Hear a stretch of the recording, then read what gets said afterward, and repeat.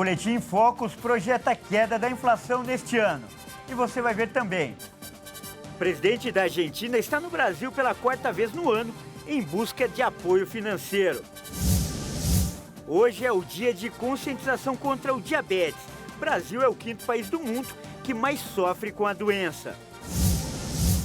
Rússia tenta aparentar normalidade após crise com um grupo mercenário, mas comunidade internacional vê fragilidade dos russos no episódio. Ministério Mulheres que vencem lota igreja em campanha de avivamento. Essas e outras notícias você confere a partir de agora.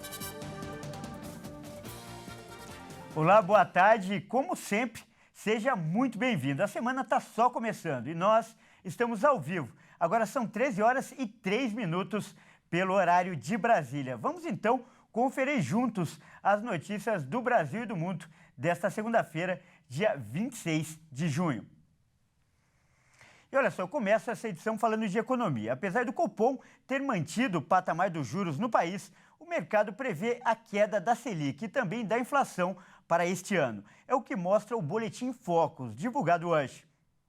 No momento que o mercado ainda digere o comunicado do Comitê de Política Monetária, que sinaliza que um corte na taxa básica de juros pode ficar para setembro e não agosto, como era esperado, os economistas ouvidos pelo Banco Central decidiram manter suas estimativas para a taxa básica de juros.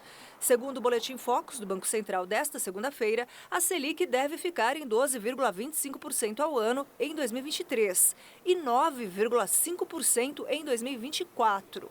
Na última reunião, o Copom decidiu por manter a taxa básica de juros em 13,75% ao ano, apesar das pressões de governos, empresários e entidades representantes dos setores produtivos para a redução da Selic. Essa foi a 7ª vez seguida que o comitê decidiu pela manutenção da taxa. Assim, o patamar de juros no país continua no maior nível desde dezembro de 2016. Grande parte dos especialistas acreditavam que seria a última vez da manutenção da taxa, mas o Banco Central não sinalizou que pretende começar a cortar os juros a partir de seu próximo encontro no início de agosto. As estimativas para a inflação oficial seguem em queda, pela 6ª vez seguida. O índice de preços ao consumidor amplo caiu de 5,12% para 5,06%. E a projeção para o PIB de 2023 subiu de 2,14% para 2,18%. Para 2024, a nova previsão aponta para a inflação passando de 4% para 3,98%. E para o Produto Interno Bruto, a variação vai de 1,20% para 1,22%. E agora uma notícia não muito boa para o consumidor. O governo federal vai aumentar novamente os impostos federais sobre a gasolina e o etanol no próximo dia 1º de julho. O aumento do PIS/COFINS será de 22 centavos por litro, no caso dos dois combustíveis. A alta na tributação acontece após a Petrobras ter anunciado na semana passada uma redução de 13 centavos por litro no preço da gasolina para as distribuidoras. Com isso, o efeito dessa redução sobre a gasolina para os consumidores será eliminado pelo aumento dos tributos federais. Como o aumento da tributação será maior do que a queda anunciada pela Petrobras, a tendência é que o valor do combustível fique acima do que havia sido registrado antes da última redução. O preço da gasolina já havia aumentado 21 centavos por litro na semana de 4 a 10 de junho, com a mudança na reforma da tributação do ICMS, que passou a ser uma alíquota fixa por litro. E o presidente Lula recebe o presidente da Argentina, Alberto Fernandes, nesta segunda-feira em Brasília e deve discutir apoio econômico ao país vizinho. Desde janeiro, Lula e Fernandes já se encontraram 4 vezes. Em visita oficial ao Brasil, o presidente da Argentina, Alberto Fernandes, participa de reunião com o presidente Lula no Palácio do Planalto e de almoço no Palácio Itamaraty. Entre outros pontos que devem ser tratados, o presidente argentino quer retomar a negociação para financiamentos por meio do Banco do BRICS. Fernandes também se encontra com Rodrigo Pacheco, presidente do Senado, e Rosa Weber, presidente do Supremo Tribunal Federal.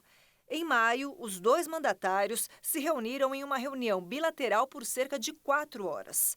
O principal item da pauta foi um pedido ao governo brasileiro para que ajude a Argentina a enfrentar sua profunda crise econômica. Desde janeiro, Lula e Fernandes se encontraram 4 vezes. Além do encontro na posse de Lula, o presidente brasileiro fez visita oficial à Argentina na sua primeira viagem internacional. Já Fernandes veio mais 2 vezes a Brasília, uma para se reunir diretamente com Lula, em maio, e outra para participar da cúpula de presidentes sul-americanos. Maiores parceiros comerciais do Brasil na América do Sul, os argentinos enfrentam uma nova grave crise na economia, com desvalorização da moeda local e perda do poder de compra e altos índices inflacionários. Em março, a inflação do país vizinho chegou a 104% ao ano. O presidente Lula tem buscado articular iniciativas de ajuda aos vizinhos, principalmente para evitar queda nas exportações brasileiras ao país. E o ex-chefe de operações da Polícia Militar do Distrito Federal, Jorge Eduardo Naime, apresentou atestado médico e não deve comparecer à sessão desta segunda-feira da CPMI de 8 de janeiro. Mais cedo, o ministro do Supremo, Alexandre de Moraes, havia negado o pedido de Naime para não comparecer à CPMI nesta tarde.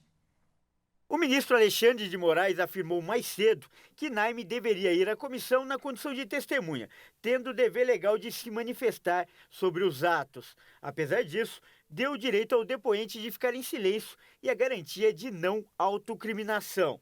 O magistrado também assegurou ao coronel o direito de ser acompanhado por advogados e de se comunicar com os defensores durante a participação na comissão parlamentar de inquérito. A defesa do militar pediu ao STF que o dispensasse de comparecer à CPI, sendo tratado pelo colegiado como investigado. Jorge é investigado no inquérito da Corte Suprema, que apura possíveis omissões de autoridades pelos atos do dia 8 de janeiro. Em janeiro, o coronel era o chefe do Departamento de Operações da Polícia Militar do Distrito Federal, mas estava de férias. Mesmo assim, foi visto na esplanada dos ministérios. Ele alegou que foi ao local para ajudar os policiais. O militar está preso desde fevereiro.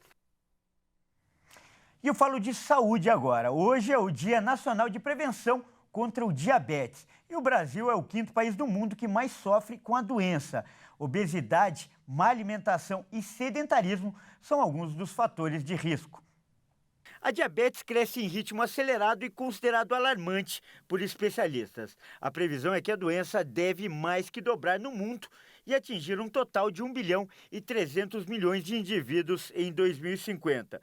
O número representa cerca de 13% da população mundial, considerando a estimativa das Nações Unidas de 9 bilhões e 700 milhões de habitantes para o ano. O alerta é de um novo e amplo trabalho publicado na revista científica The Lancet, liderado pela equipe do Instituto de Métricas e Avaliação de Saúde da Universidade de Washington, nos Estados Unidos. Hoje são cerca de 529 milhões de pessoas com a doença, uma prevalência global de 6,1%. O impacto é mais significativo entre os maiores de 65 anos, em que 1 a cada 5 idosos tem diabetes. Especificamente, entre os de 75 e 79 anos, a doença chega a ser em 1 a cada 4 pessoas.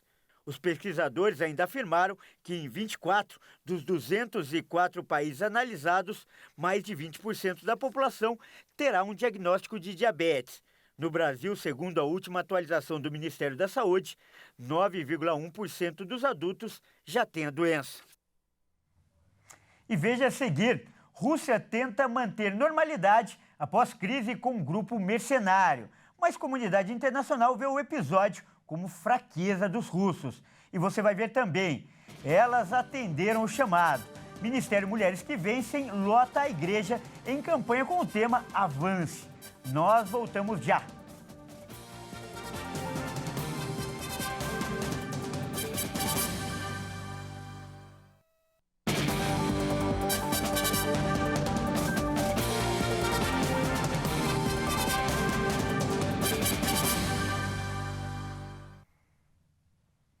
Olá, mais uma vez, seja muito bem-vindo.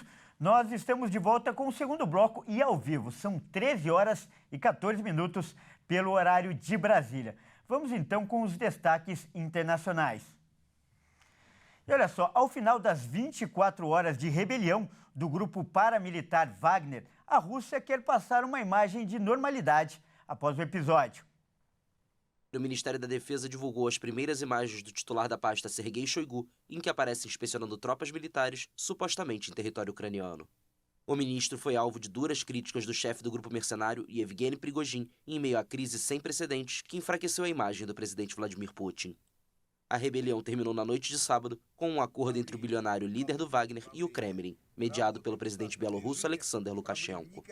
Segundo agências de notícias russas, citando uma fonte da Procuradoria-Geral da República, a investigação contra Prigozhin continua aberta. Mas o chamado Regime de Operação Antiterrorista, que dá mais poderes às forças de segurança e instaurado na região de Moscou e de Voronezh, foi suspenso. A crise representa o maior desafio que Putin enfrentou desde que chegou ao poder em 1999. Para os países europeus aliados da Ucrânia, o episódio mostra que a guerra está quebrando o poder russo e afetando seu sistema político. The war against Ukraine launched by Putin and the monster that Putin created. A guerra contra a Ucrânia lançada por Putin e o monstro que Putin criou com Wagner, o monstro está mordendo de volta. O monstro está agindo contra seu criador. O sistema político está mostrando suas fragilidades e o poder militar está rachando. Então essa é uma consequência importante da guerra na Ucrânia. Power is cracking. So this is an important consequence of the war in Ukraine. We are monitoring the situation in Russia. Estamos monitorando a situação na Rússia. Os acontecimentos do fim de semana são um assunto interno russo e mais uma demonstração do grande erro estratégico que o presidente Putin cometeu ao anexar ilegalmente a Crimeia e com a guerra contra a Ucrânia. Made with his legal annexation of Crimea and the war against Ukraine. Washington também fez uma leitura semelhante da rebelião lançada pelo grupo Wagner. No domingo, o secretário de Estado americano Antony Blinken disse que a breve revolta é um desafio direto à autoridade de Putin e mostra rachaduras reais na autoridade estatal russa. E olha só, em uma mensagem em uma rede social, o líder do grupo Wagner, Yevgeny Prigozhin, disse que a milícia recuou na rebelião para não derramar sangue e que a marcha em direção a Moscou no sábado não tinha intenção de derrubar o governo. E olha só, nós continuamos ao vivo, são 13 horas e 17 minutos pelo horário de Brasília. E o grupo Wagner tem uma grande importância na estratégia do exército russo. A estimativa, olha só, é que ele seja formado por 40 mil homens. E alguns especialistas, inclusive, dizem que a milícia foi decisiva para a Rússia invadir a Ucrânia. O grupo começou a atuar em 2015 e tinha como um dos líderes Dmitry Umnich, que usava o codinome Wagner. Por isso, então, acabou sendo batizado com esse nome. O objetivo do grupo é exclusivamente comercial, ou seja, ganhar dinheiro. E para você entender melhor sobre esse assunto, esse é o tema da nossa entrevista de hoje.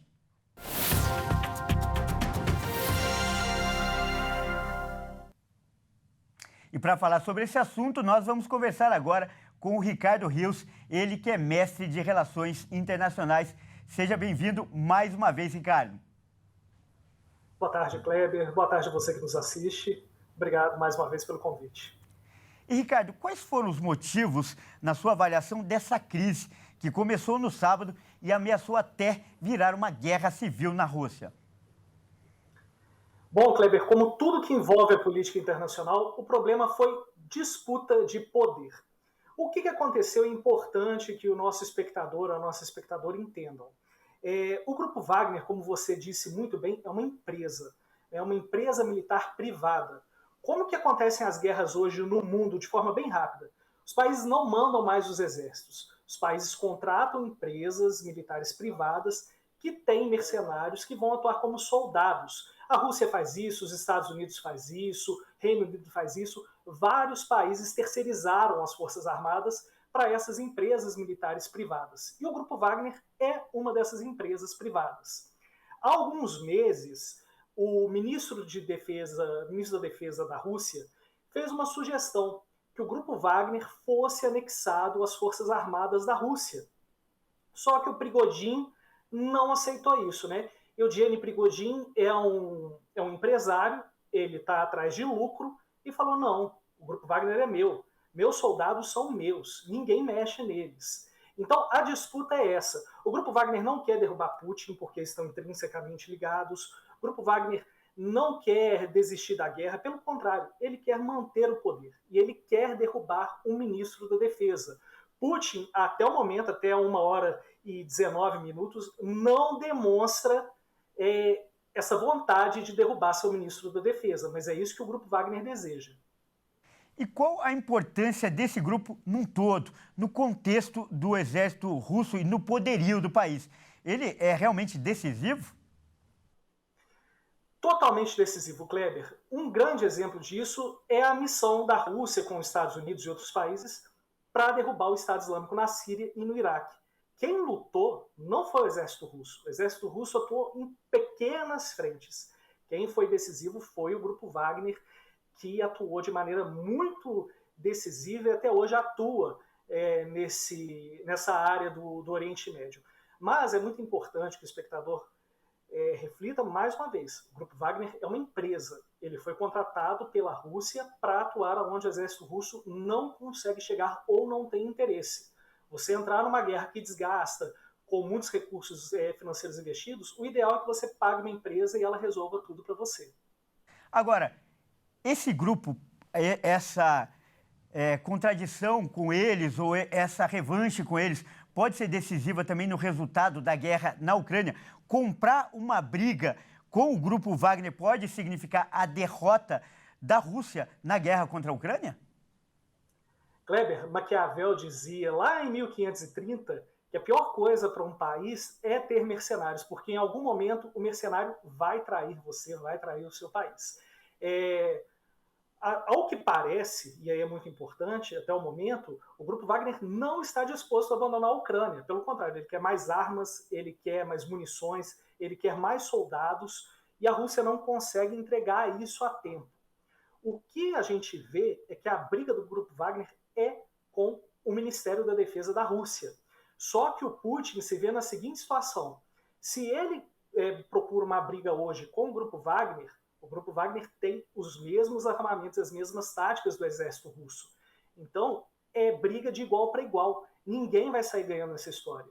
Hoje, a Rússia precisa pacificar esse tema com o Grupo Wagner. Tá certo, então. Nós acabamos de conversar com o Ricardo Rios, que é mestre em Relações Internacionais. Mais uma vez, Ricardo, muito obrigado pela sua participação. Sempre um prazer conversar com você. Igualmente, Kleber, uma boa tarde a você e a todos que nos assistem. Legal. E eu mudo de assunto agora para falar que o Ministério Mulheres que Vencem da Igreja Internacional da Graça de Deus realizou mais uma campanha no último sábado. E o tema foi Avance, com o objetivo de estimular as mulheres a avançarem na fé. E elas atenderam o chamado. A igreja ficou lotada. Vamos conferir. Um sábado de muito louvor e unção.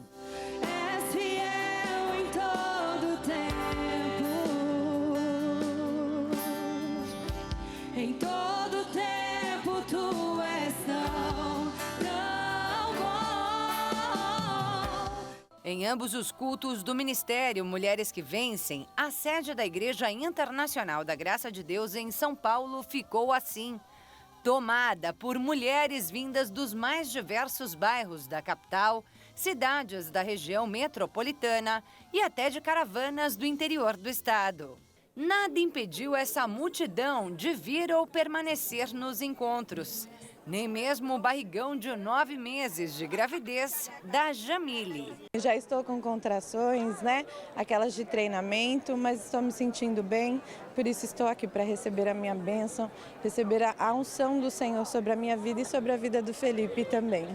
O bebê prestes a nascer já foi abençoado pelas palavras do missionário R.R. Soares, que deixou sua mensagem logo na abertura do evento. A nossa terra, o nosso entendimento tem que beber da água que Deus dá na pregação, que dá essa água de acordo com a nossa sede. Então, o Senhor Deus sabe da sua necessidade. Pastora Thaís está pregando, outros estão pregando, pastor Jaime, eu, qualquer obreiro.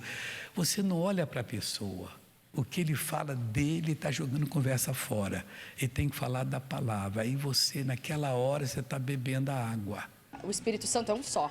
Então ele dirigiu o missionário e depois trouxe, que tinha tudo a ver com um tema que era avançar sobre a terra seca, sobre regar, enfim, sobre ser abundante no Senhor, sobre dar frutos.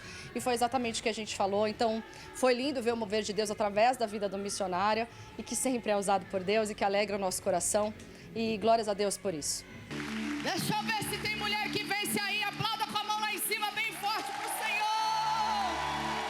Aleluia. Glória a Deus. Que alegria poder ver você aqui hoje. Deus preparou esse tempo para nós. A pastora Thaís Benevente, líder estadual do Ministério Mulheres que Vencem em São Paulo, comandou os 2 cultos do dia e também ministrou muitos ensinamentos ao público. É importante que a gente entenda que o processo de avançar às vezes é doloroso, a gente vai ouvir coisas que a gente não quer, a gente vai passar por situações que a gente não gostaria de passar, mas que é necessário para a gente avançar. Então foi isso que foi ministrado sobre a vida delas, elas entenderam e creio que elas tomaram posse e de agora em diante vão só de fé em fé e de glória em glória. E um dos momentos mais marcantes dos encontros do Ministério MQV é esse aqui. Momento em que essas milhares de mulheres se unem em oração na mesma fé. Em nome de Jesus, intercedem umas pelas outras e assim testemunham e vivenciam verdadeiros milagres. Eu cheguei com muita dor no peito e uma dor de cabeça faz uma semana, uma ansiedade, agora passou. 3 dias eu tô com dor de cabeça e com dor de dente, muita dor de dente, eu não posso nem falar. Hoje com a oração, já não tô sentindo mais nada. E daqui a 3 meses tem mais. O novo encontro das mulheres que vencem já está marcado e com tema definido. Em setembro a gente está de volta, mandando a bênção para todas as pessoas, de fé em fé e de glória em glória, que inclusive é o tema aí que a gente vai abordar em setembro. Entrego tudo a ti, a bondade me seguirá, Senhor. Bom, é isso aí, essa edição fica por aqui. Eu agradeço pela sua companhia e convido a continuar ligado em nossa programação. Até mais!